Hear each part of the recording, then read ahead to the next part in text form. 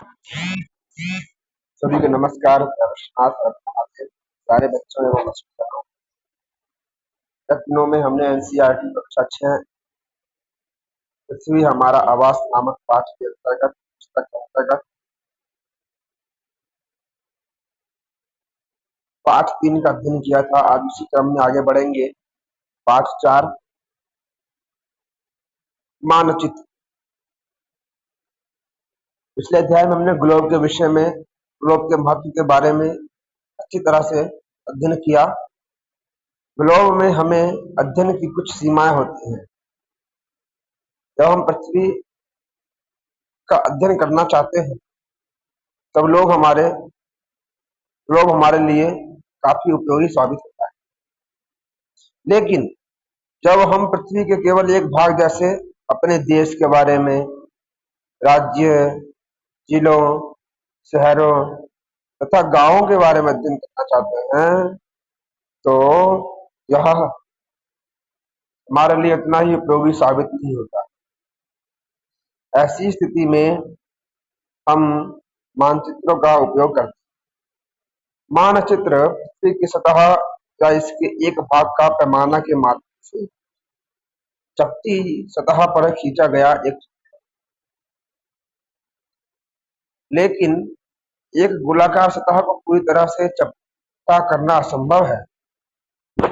मानचित्र हमारी पृथ्वी विभिन्न जरूरतों के लिए आवश्यक है।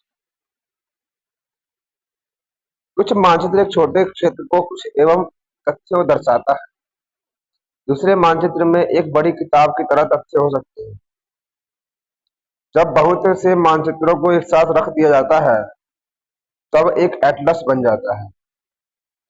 एटलस विभिन्न प्रकारों तथा अलग अलग पैमाने से खींची गई मापों पर आधारित होता है। मानचित्रों से एक ग्लोब की आवश्यकता अपेक्षा हमें ज्यादा जानकारी प्राप्त होती है। मानचित्र विभिन्न प्रकार के होते हैं, जिनमें से कुछ को नीचे वर्णित किया गया है। आइए देखते हैं। पहला है भौतिक मानचित्र। भौतिक मानचित्र क्या होता है? तो पृथ्वी की प्राकृतिक आकृतियों, पृथ्वी के प्राकृतिक जो ईश्वर के द्वारा दिया गया, ईश्वर के द्वारा बनाया गया है, जैसे पर्वतों, पठारों, मैदानों, नदियों, महासागरों इत्यादि को दर्शाने वाले मानचित्रों को क्या कहते हैं? भौतिक या उच्चावच मानचित्र कहा जाता है। क्या कहते हैं? भौतिक या उच्चावच मानचित्र कहा जाता है। इसके अंतर्गत पर्वतों, पठारों, मैदानों, नदियों, महासागरों इत्यादि की बात की गई है।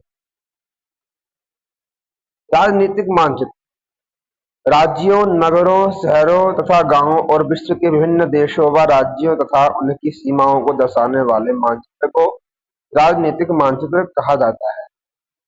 राजनीतिक मानचित्र कहा जाता है। थीमेटिक मानचित्र। थीमेटिक मानचित्र कुछ मानचित्र विशेष जानकारियां प्रदान करते हैं, जैसे सड़क मानचित्र, वर्षा मानचित्र, वन तथा उद्योगों आदि के वितरण दर्शाने वाले मानचित्र इत्यादि। इस प्रकार के मानचित्र को थीमेटिक मानचित्र कहा जाता है।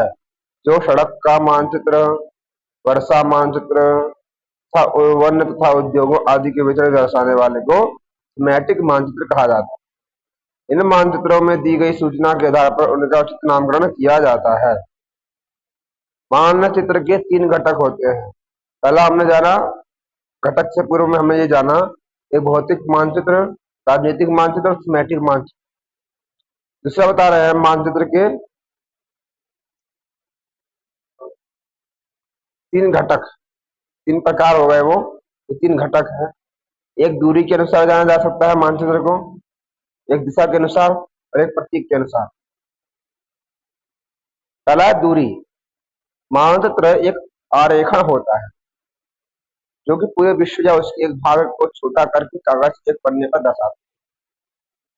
या यह कह सकते हैं कि मानचित्र छोटे पैमाने पर खींचा जाता है, लेकिन इसे इतनी सावधानी से छोटा किया जाता है ताकि स्थानों के बीच की दूरी वास्तविक रहे। यह तभी संभव हो सकता है जब कागज पर एक छोटी दूरी स्थल की बड़ी दूरी को व्यक्त करती है।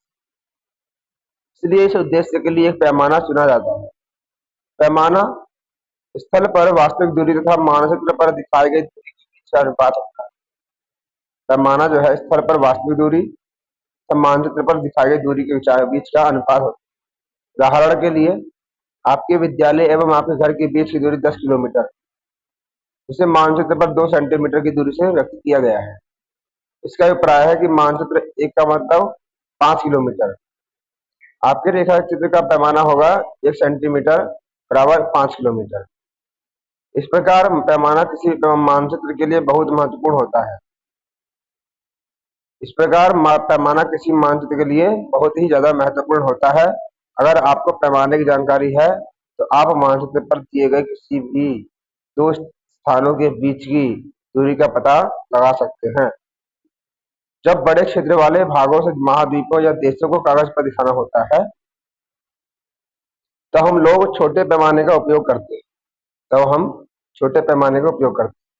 उदाहरण के लिए मानचित्र पर 5 सेंटीमीटर दिया है, जो स्थल के लिए 500 किलोमीटर को दर्शाता है। इसको छोटे पैमाने वाला मानचित्र कहते हैं। छोटे पैमाने वाला मानचित्र। जब हम एक छोटे क्षेत्रफल वाले भाग जैसे गांव, शहर को कागज पर दिखाना चाहते हैं तब हम बड़े पैमाने का उपयोग करते हैं। जैसे स्थल पर 500 मीटर की दूरी को दर्शाना होगा तो 500 मीटर दर्शाया जाता है। इसके लिए छोटे क्षेत्रफल के लिए, गांव हो या शहर के लिए, इस प्रकार के मानचित्र को बड़े पैमाने वाला मानचित्र कहते हैं। इस प्रकार के मानचित्र को बड़े पैमाने वाला मानचित्र कहा जाता है। बड़े पैमाने वाले मानचित्र छोटे पैमाने वाले मानचित्र की अपेक्षा अधिक जानकारी प्रदान करते हैं।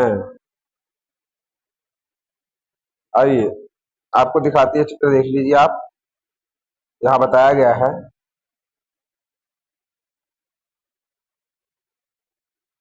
मानचित्र 1 सेंटीमीटर 10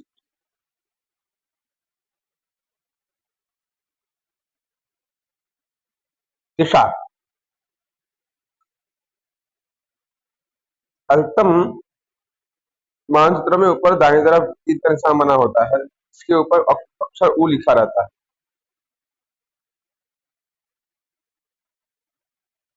यह तीर का निशान उत्तर दिशा को दर्शाता है। इसे उत्तर रेखा कहा जाता है। जब आप उत्तर के बारे में जानते हैं तब आप दूसरी दिशाओं जैसे पूर्व, पश्चिम तथा दक्षिण के बारे में पता लगा सकते हैं। चित्र 4.2 में 4 मुख्य दिशाओं उत्तर, दक्षिण, पूर्व, पश्चिम को दर्शाया गया है। वे प्रधान दिग्बिंदु कहे जाते हैं। क्या कहते हैं? प्रधान दिग्बिंदु। प्रधान दिग्बिंदु कहा जाता है।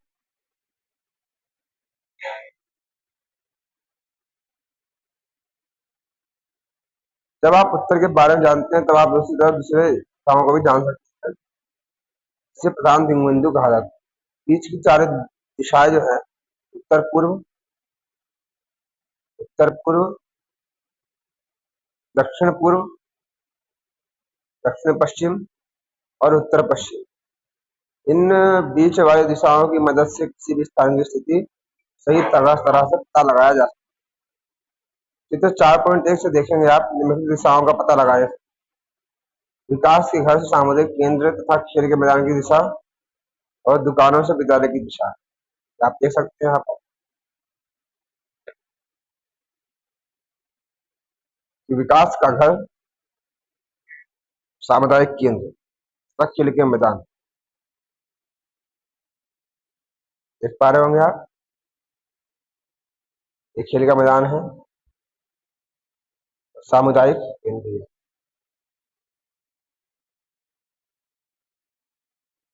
एवं दुकानों से विद्यालय की दूरी। दुकानों से दुकान, यह आपका विद्यालय, दुकानों से विद्यालय की दूरी।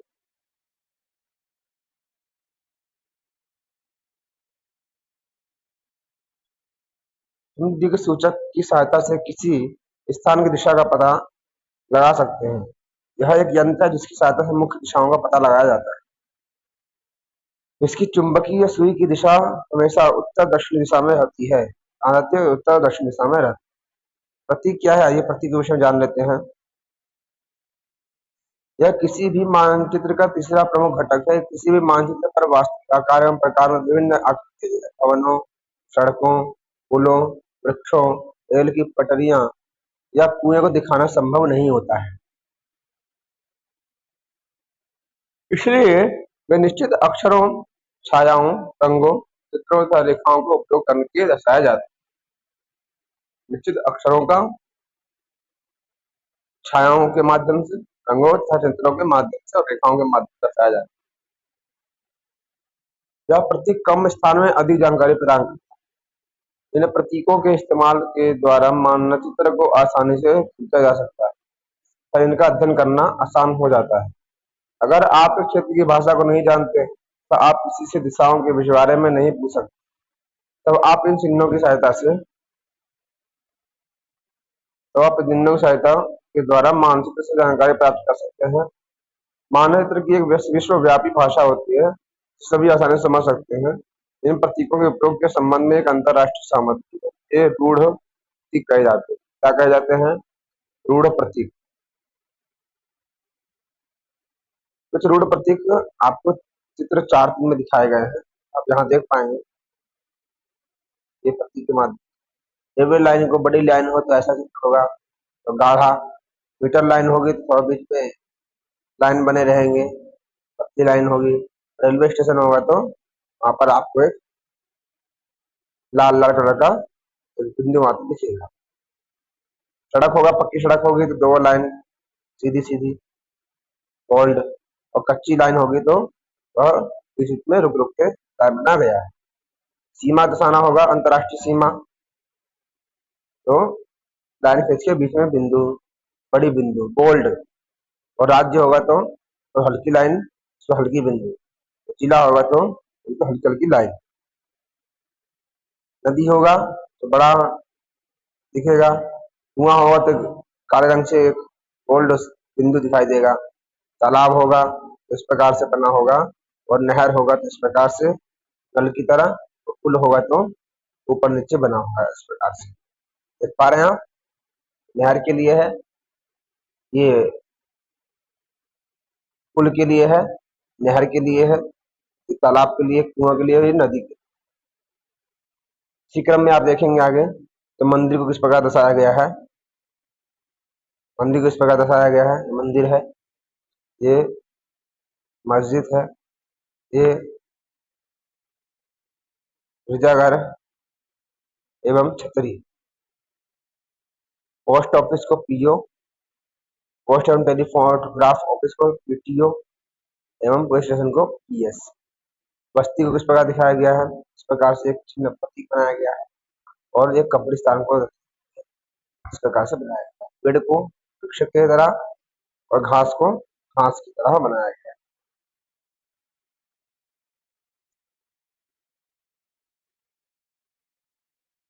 आइए देखते हैं रेखा चित्र। रेखा चित्र एक आरेखन है जो पैमाने पर आधारित न होकर याददाश्त और स्थानीय प्रेक्षण पर आधारित है। कभी कभी किसी क्षेत्र की कच्चे आरेखन की आवश्यकता वहां के एक स्थान को दूसरे स्थान की सापेक्ष दिखाने के लिए होती है। मान लीजिए कि आप अपने मित्र के घर जाना चाहते हैं, लेकिन आपको रास्ते की जानकारी नहीं है। आपका मित्र अपने घर के रास्ते को बताने के लिए एक कच्चा आरेखन बना सकता है। इस प्रकार कच्चे आरेखन को बिना पैमाने की सहायता से खींचा जाता है, तो इसे रेखा चित्र या मानचित्र कहा जाता है। खाका किसे कहते हैं?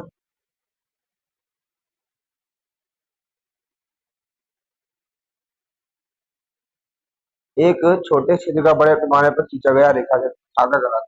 छोटे क्षेत्र का बड़े पैमाने पर खींचा गया मानचित्र क्या कहलाता है? खाका कहलाता है। एक बड़े पैमाने वाले मानचित्र से हमें बहुत सी जानकारियां प्राप्त होती हैं, लेकिन कुछ ऐसी चीजें होती हैं जिन्हें हम कभी कभी जानना चाहते हैं, जैसे किसी कमरे की लंबाई या चौड़ाई क्या है, इसे मानचित्र में नहीं दिखाया जाता है। उस समय हम लोग बड़े पैमाने वाले रेखा चित्र खींच सकते हैं, उसे हम क्या कहते हैं? खाका कहते हैं। ये बच्चों, इस प्रकार से आप इसको पढ़ सकते हैं। हमें आशा करते हैं आपने इसको ध्यान सुना होगा और आपको यह समझ में आया होगा। अभी के लिए इतना ही, फिर मिलते हैं आपके साथ अगले पाठ के साथ।